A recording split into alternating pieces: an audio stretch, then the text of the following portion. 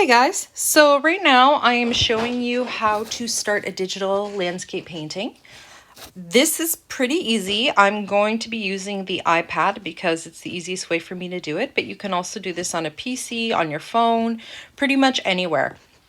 Now what I want is this little icon at the bottom that I'm touching right now. This icon is called Autodesk Sketch. So it's a really good program and it is 100% free, which is very important to me and hopefully important to you as well. So what I've done is, you can see I opened Autodesk Sketch. I've kind of set it all up. The easiest way to do it, if you just get a blank screen, is to press that little tiny box in the left-hand corner. You hit New Sketch.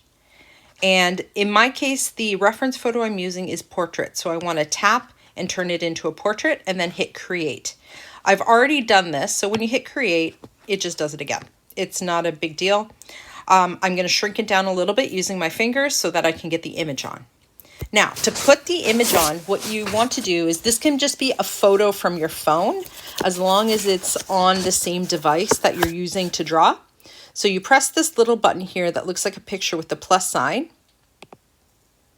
and it'll pull up your camera. Now these are all images that I've been working on, but I'm going to hit this one, which is the photo that I'm using as my landscape. Excuse me. Now you can change this around if you want. It gives you instructions on how, but for me this is absolutely perfect. So I'm going to leave it and I'm going to hit done. Now, if you look on the left-hand side, you have all of your brushes, pens, pencils, any kind of utensil you want to use. If you hit the very top there where there's like a little digital drawing of a pencil with a line and a circle on it, it'll open up the library. So if you look, that's all the pencils and brushes and everything you can use. Now, I prefer to just stay with the pencil. Now, if you hit Settings, so if I hold down the pencil or double click on the pencil, boop, Settings, I can adjust this. So I can make the size bigger and I can make it see-through, or I can make it completely dark. That also works right here if you have a Mac, but I don't think it's on a PC. I have this program on my PC as well, and it's a little bit different. So what I'm going to do, if you look on the right-hand side, you'll see this bar, and there's a bunch of little squares. Right now there's a blue square around the picture. These are our layers. So what you want to do is, every time you do a new step, you want to add a new layer. This is where digital drawing is superior to traditional, because if you add new layers and you make a mistake, you can actually delete the layer. So that means you don't lose all your work, or you don't have to work to get back what you've lost. You can actually just delete one whole layer.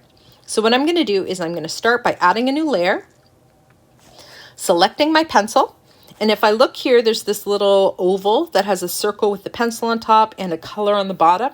This shows me what I'm using, and if I wanted to change it, I could just by clicking Library, but it's almost like a quick reference. The best thing about this is the color. So I've got all these color options. I'm going to stay with black. Now, the first thing you want to do, and this again is so much easier than traditional drawing, is I'm going to take my pencil. I'm going to make sure it's turned all the way up on opacity, and that's a good size. And then I'm going to outline everything in this drawing, or in this photograph. I'm doing this for a very clear reason. I obviously need to work from an outline. You'll see this menu's disappearing just because I'm getting too close to it. And this is way easier than me having to freehand a drawing in a sketchbook or on a canvas. So there are some ways where I think digital painting is much, much easier and better. And there are obviously some ways where traditional painting is much better. So it's really depending on what you want to use it for. Now I'm going to outline the leaves. If you're watching me, I am not outlining every single leaf and every single gap in the leaves. This is because I'm not crazy and I don't want this to take like 6 months. So what I do instead is I outline the general shape of the leaves. I leave gaps where there are huge gaps of the sky through the leaves. So like right here where I'm tracing, I don't know if you can see it. If I go like that, you should be able to see it. There's a gap. So I want to leave these gaps because when I'm painting, I'm gonna reference them. I wanna make sure that those are there because it looks natural. It's very rare for a tree to not have any light moving between the leaves. That's kind of like really juvenile way of drawing trees, is to do like a stick with a big, you know, fluffy thing on top to symbolize a tree. We're not doing that here because, you know, we're not 5. So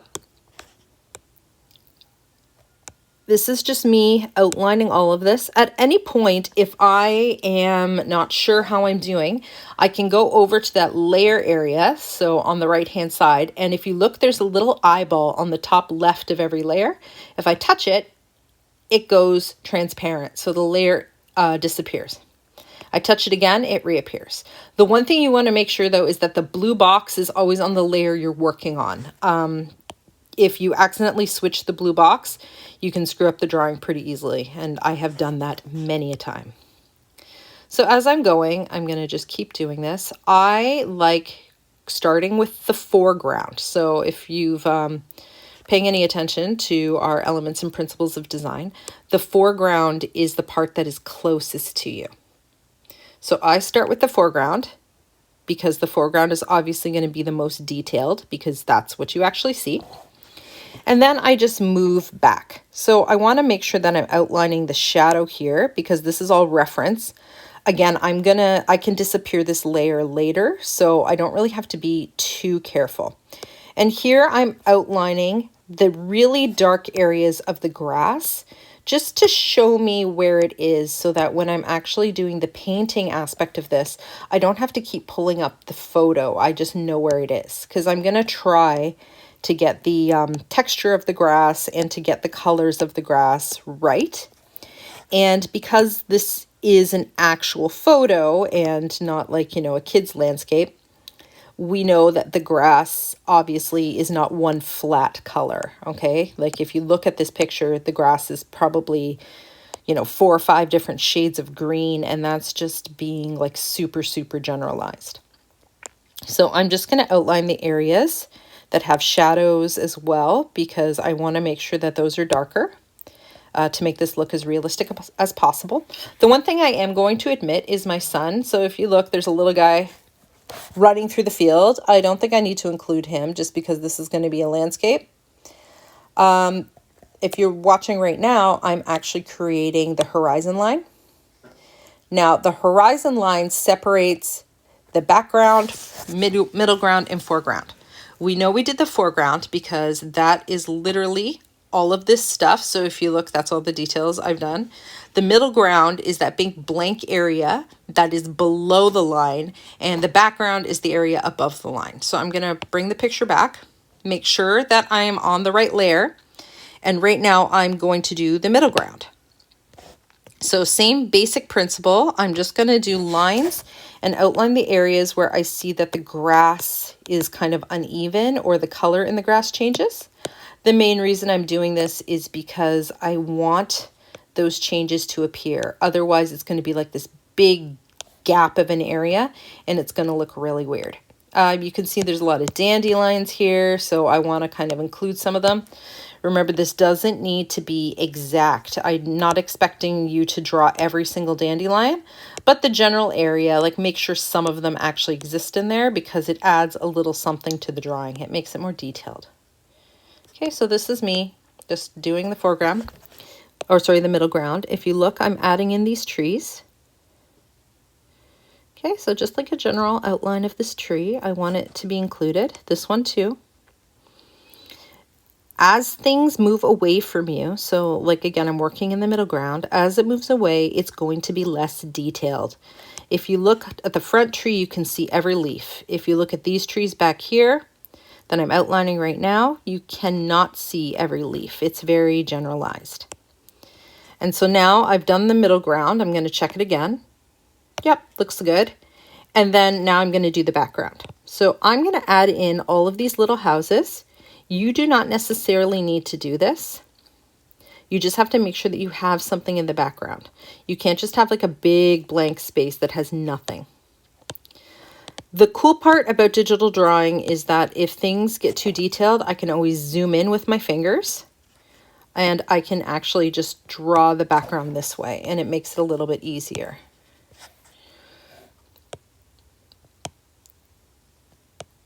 Okay, and so that works when I'm painting it too. I can just zoom in and paint it. So it's a little bit easier than it would be with a traditional paintbrush. I'd have to get a tiny, tiny brush and hunch over the painting to get this area done. But because of the wonders of technology, I can just do it this way. Okay, so this is just me finishing this up. I can slide this over.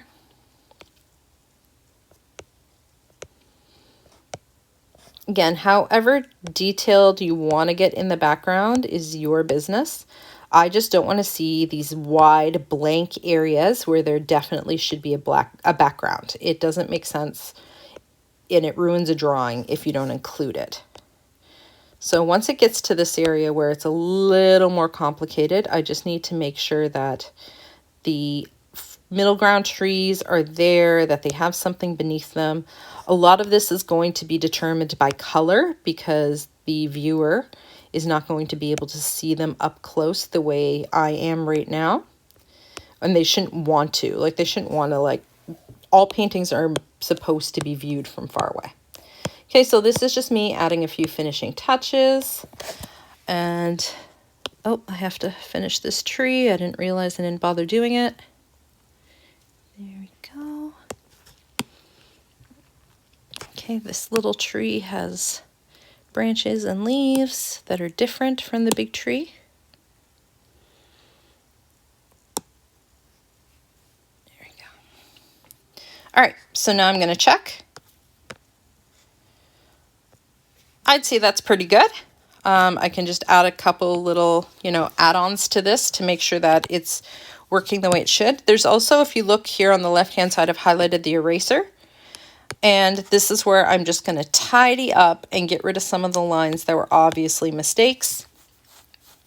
And then I'm good to go. So this is step 1. I'm going to stop the recording here, and then we'll move on to step 2 as a separate video.